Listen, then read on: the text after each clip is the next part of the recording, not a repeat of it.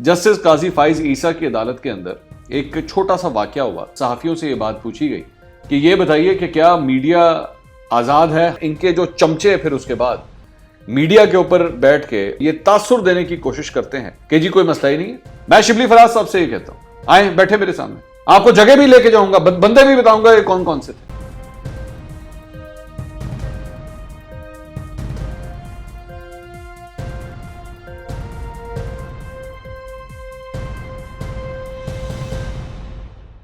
अस्सलाम वालेकुम नाज़रीन, मैं हूं मंसूर अली खान। अपने YouTube चैनल के ऊपर आपको खुशामदीद कहूंगा। सबसे पहले आपसे दरख्वास्त के चैनल को सब्सक्राइब करना मत भूलिएगा और बेल आइकन ज़रूर प्रेस कीजिएगा।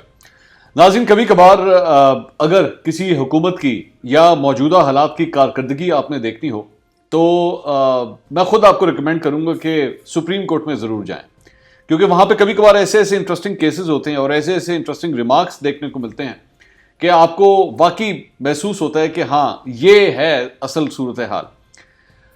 मौजूदा हुकूमत जो है, अगर आप इसको उठा के देखें तो जब से ये ताकत में आई है और इसने अपनी गद्दी संभाली है, तब से लेकर अब तक ये हमेशा एक बात के ऊपर जो है वो बार बार इंसिस्ट करते रहे हैं कि जनाब मीडिया आज़ाद है।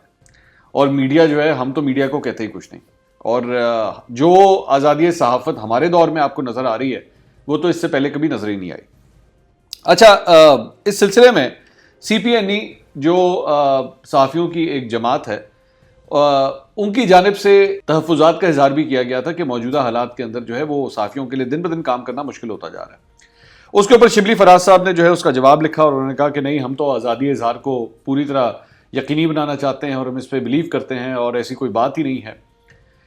उसके ऊपर अब मैं ज़्यादा से ज़्यादा मैं क्या कह सकता हूँ इसके ऊपर कि पिछले 2.5 साल के अंदर कितने सहाफ़ियों को नौकरियों से बर्खास्त किया गया, कितने एंकरों को उनके प्रोग्रामों से हटाया गया, चैनलों की क्या सूरत हाल है।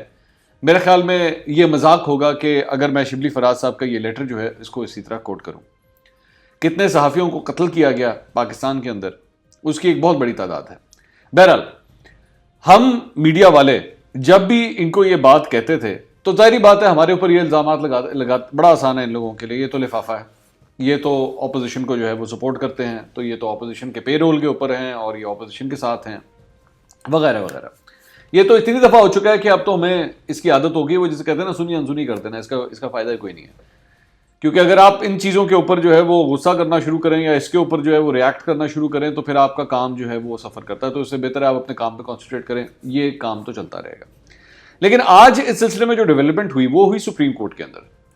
जस्टिस काजी फाइज ईसा की अदालत के अंदर एक छोटा सा वाकया हुआ जिसके अंदर सहाफ़ियों से ये बात पूछी गई कि कोर्ट रूम के अंदर जितने भी लोग मौजूद हैं, सबसे पहले जो अटॉर्नी जनरल खड़े हुए थे उनसे पूछा गया कि ये बताइए कि क्या मीडिया आज़ाद है, हाँ या ना में जवाब दे दें। तो उन्होंने खुद आगे से कहा कि सर हाँ या ना के अलावा कोई और ऑप्शन नहीं हो सकती। ये खुद फरमा रहे हैं अटॉर्नी जनरल। उसके बाद जो सहाफ़ी वहां पर बैठे हुए थे फिर उनसे ये सवाल किया गया कि आप बताइए, आपके ख्याल में जो ये समझता है कि मुल्क में मीडिया आज़ाद है वो हाथ खड़ा करे। तो एक भी सहाफ़ी ने हाथ नहीं खड़ा किया वहां पे। उसके बाद ये भी सवाल किया गया कि ये बताइए कि आप समझते हैं कि मुल्क में मीडिया आज़ाद नहीं है, तो तमाम सहाफ़ियों ने हाथ खड़े कर दिए। ये मौजूदा सूरत हाल है आपकी, ये आपकी रिजल्ट शीट है मीडिया के हवाले से।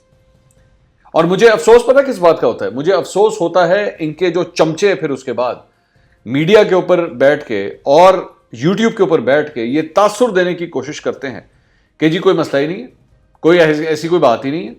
असल बात यह है कि उन्होंने पैसे देना छोड़ दिए। असल बात यह है कि ये जनाब ये अब उन एंकरों को फॉरेन ट्रिप्स नहीं करवाते। कभी आए ना, जरा बैठे, जरा आमने सामने बैठे, जरा मुझे भी तो बताएं कि कौन से माजी के अंदर कितने को जो है वो हम जैसों को, मैं अपनी बात करूंगा, मैं किसी और की बात नहीं करूंगा, हम जैसों को जो है वो कितना को नवाजा गया, आए ला के दिखाएं जरा। पिछले दौरे हुकूमत में भी और इस दौरे हुकूमत में भी, दोनों साइड पे बता दीजिए। अफसोस इस बात का होता है कि मीडिया से ही ताल्लुक रखने वाले लोग वो इस पूरे सिस्टम को ऐसे निखार के पेश करते हैं कि जनाब दूध और शहद की नहरें बह रही हैं। कभी जरा सहाफियों के बीच में जाके बैठे तो सही, वो आपको मुल्क के हालात बताएं कि उनके हालात क्या हैं, मुल्क के हालात क्या हैं। ایک منٹ میں ان کو ڈسکریڈٹ کر دینا. یہ جو چھوٹا سا واقعہ ہے اس نے سارا کچھ بتا دیا ہے کہ ایکچولی ملک کے اندر حالات ہیں کیا.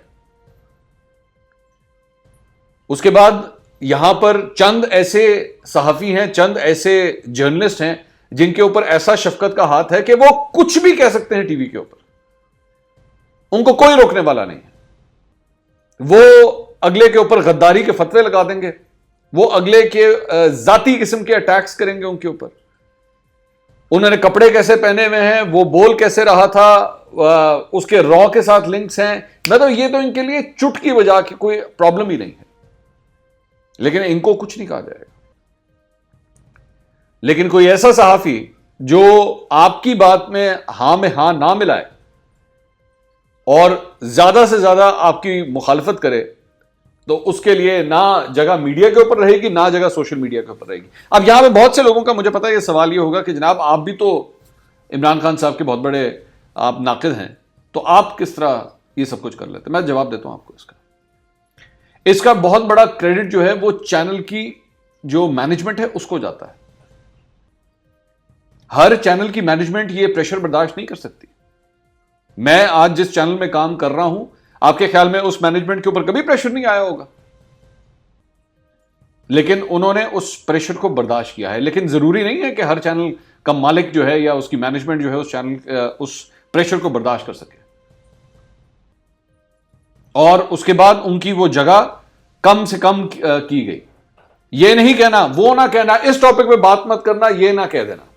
یہ ہوا ہے, ہمارے ہی فریٹرنیٹی ہے, ہمارے ہی دوست ہیں, ہمیں سب پتا ہوتا ہے, یہ باتیں چھپتی نہیں ہیں. اور یہ میں صرف کسی ایک چینل کی بات نہیں کر رہا, بڑے ایسے متعدد چینلز ہیں جس کے اندر ایک پرٹیکولر ریڈ لائن ہے, وہ ڈیفائن کر دی گئی ہے, اس سے آگے مت جائیے گا, اور اگر آپ گئے تو اس کے کانسیکوینسز بھی ہوں گے. میں بلکہ ایک چھوٹا سا واقعہ, کیونکہ ابھی تو پاکستان تحریک انصاف کی حکومت آئی نہیں تھی, یہ اس سے پہلے کی بات ہے. ایک انٹرویو میں نے کیا تھا, میں نام نہیں لوں گا ان صاحب کا کیونکہ وہ بھی اس دنیا میں نہیں ہیں. انہوں نے جس طرح فون کر کے دھمکیاں لگائی تھی کہ یہ فلاں انٹرویو نہیں چلنا چاہیے. میں یہ واقعہ کسی دن کوٹ کروں گا, میں ابھی اس کی مزید تفصیلات میں نہیں جا سکتا. تو مجھے ہنسی آتی ہے جب یہ لوگ بیٹھ کے اس قسم کے دعوے کرتے ہیں. کیا یہ حقیقت نہیں ہے کہ آپ کے ایسے کئی ایسے پارٹی کے ایسے چمچے ہیں اور یوٹیوب کے اوپر بیٹھے ہیں جو ٹارگٹ کرتے ہیں اسپیسیفکلی میڈیا کے اینکرز کو بغیر کسی ثبوت کے. ان کے اوپر واٹس ایپ صحافی ہونے کے الزامات, ان کے اوپر لفافہ صحافی ہونے کے الزامات, ہر قسم کے جھوٹے الزامات لگائے جاتے ہیں. یہ ایک سوچی سمجھی اسکیم کے تحت ہوتا ہے. آئیں بیٹھے میرے ساتھ, میں آپ کو نام لے کے بتا دیتا ہوں. میں شبلی فراز صاحب سے یہ کہتا ہوں, آئیں بیٹھے میرے سامنے, آپ کو جگہ بھی لے کے جاؤں گا, بندے بھی بتاؤں گا یہ کون کون سے تھے, وہ کہاں پہ بیٹھ کے کام کرتے تھے, ایک منظم طریقے سے کہاں کام کرتے تھے, اور چند ایسے جو کام ابھی بھی کر رہے ہیں. لیکن اس کے باوجود یہ ایک ہوا بنانے کی کوشش کی جاتی ہے کہ نہیں جناب, میڈیا تو پاکستان میں ٹوٹلی آزاد ہے. جا کے ذرا کسی دن انٹرنیشنل جو آرگنائزیشنز ہیں ان کی رپورٹس تو پڑھیں جا کے. ابھی حالیہ دنوں کے اندر یہ جو ایک ٹرانسپیرنسی انٹرنیشنل کی رپورٹ آئی ہے, انہوں نے 13 رپورٹوں کا ایک مجموعہ بنایا ہے. ان رپورٹوں میں چند ایسی بھی ہیں جہاں پہ ڈیموکریسی کس طرح پاکستان میں چل رہی ہے. ابھی ریسنٹلی اکانومسٹ کی بھی ایک رپورٹ آئی ہے, وہ بھی آپ کو بتائے گی کہ اس ملک میں جمہوریت کیسے چل رہی ہے.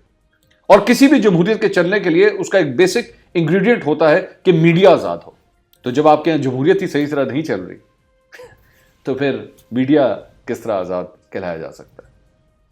اگلے ویلاگ میں آپ سے دوبارہ ملاقات ہوگی. اللہ حافظ.